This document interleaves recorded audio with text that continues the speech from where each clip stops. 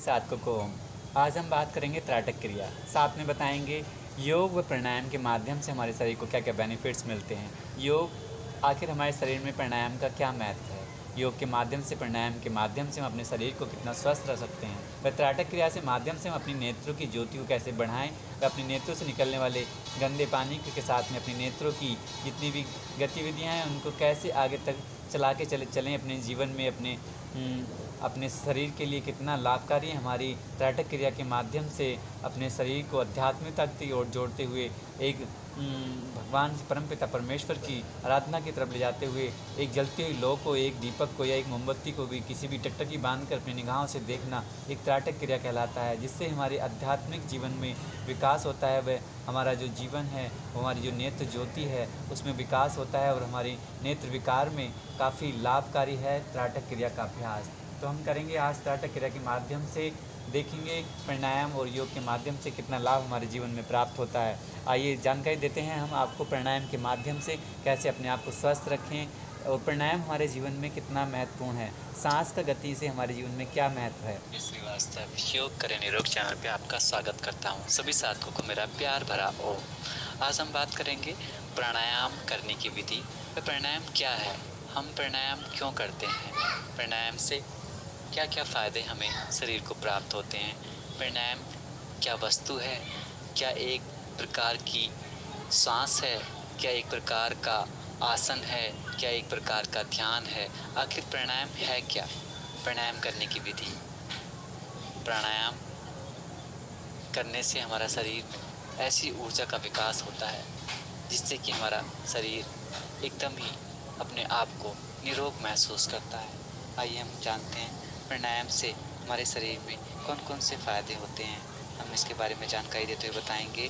अर्थात प्राणायाम आयाम हित प्राणायाम, श्वास प्रश्वास गति विच्छेद प्राणायाम, अर्थात प्राण की स्वाभाविक गति, श्वास प्रश्वास को रोकना प्राणायाम कहलाता है। सामान्य भाषा में जिस क्रिया में हम श्वास लेने की प्रक्रिया को नियंत्रण करते हैं उसे प्राणायाम कहते हैं।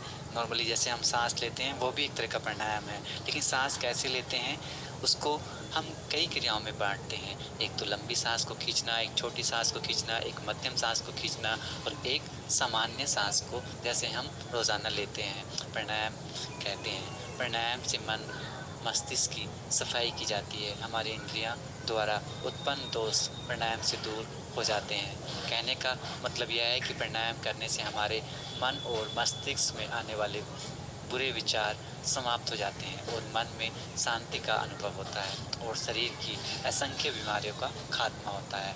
सांस लेने की क्रिया के संबंध में योग शास्त्र के अनुसार 10 प्रकार की वायु बताई गई है। यह 10 प्रकार की वायु कौन सी है?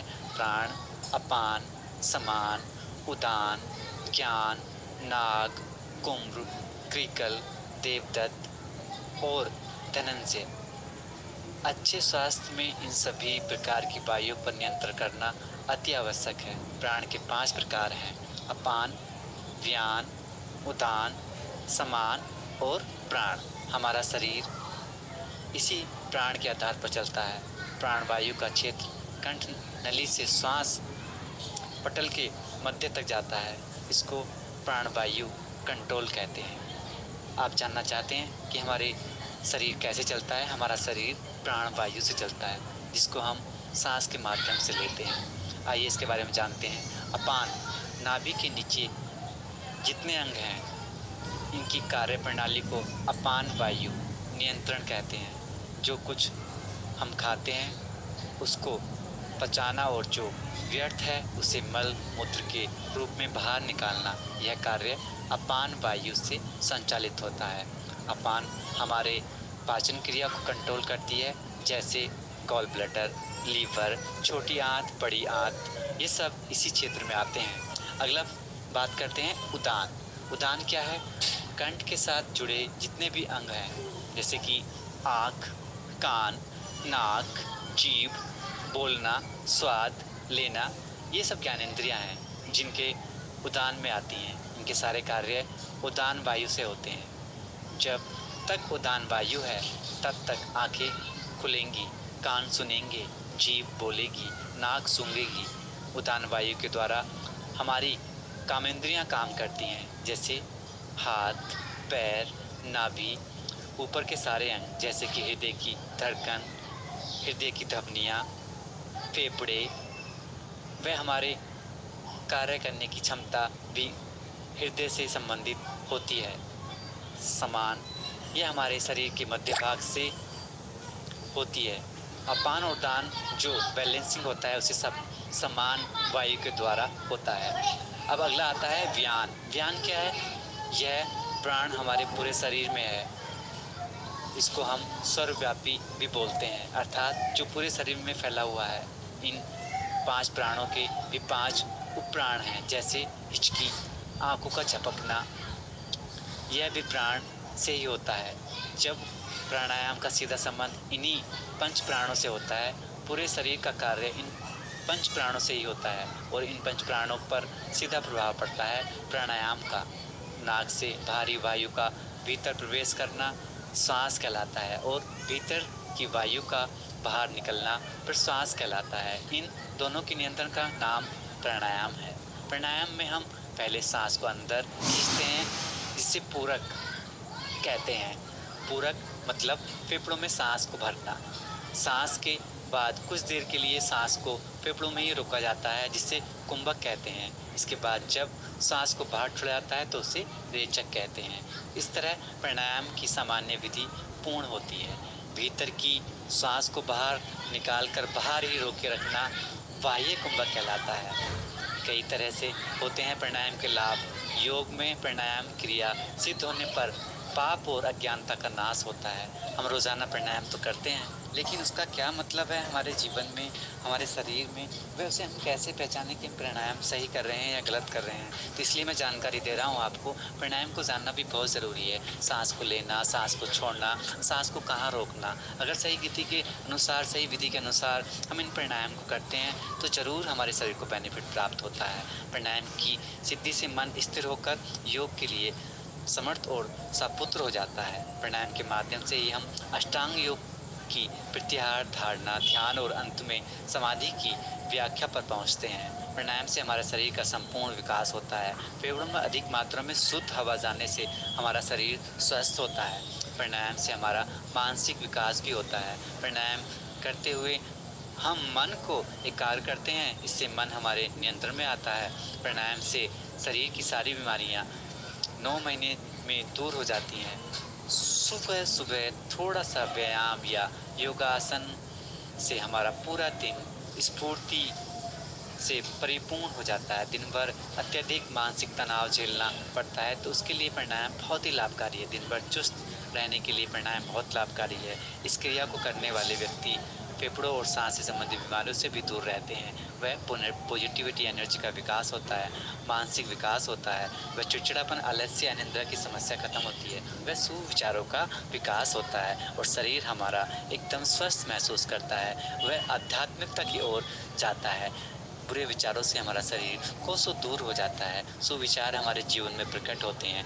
वह एक दूसरे के सहयोग की भावना हमारे जीवन में बनी रहती है। इसी क्रिया के साथ में सभी को मेरा प्यार भरा ओम। आइए अब कर लेते हैं शांति पाठ का अभ्यास। इसके साथ में हम करेंगे ओम शब्द का उच्चारण, जो कि हमारे शरीर के लिए बहुत ही लाभकारी है।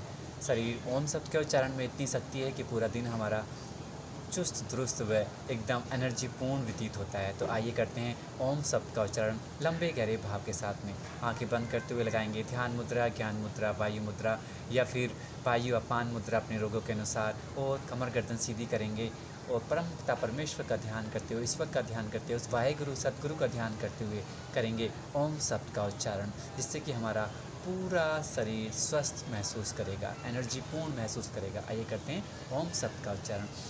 ओ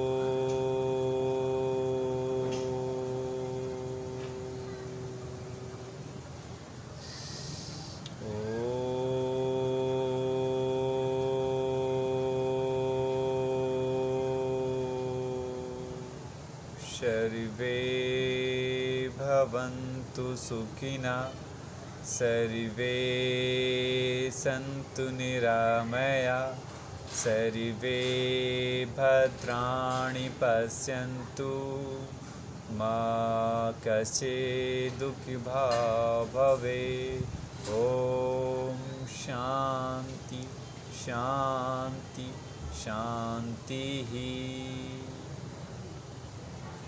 तो ध्यान के कार्य करते हुए इस परमपिता परमेश्वर को नमन करेंगे और आज की कक्षा को यहीं विराम देंगे। ओम।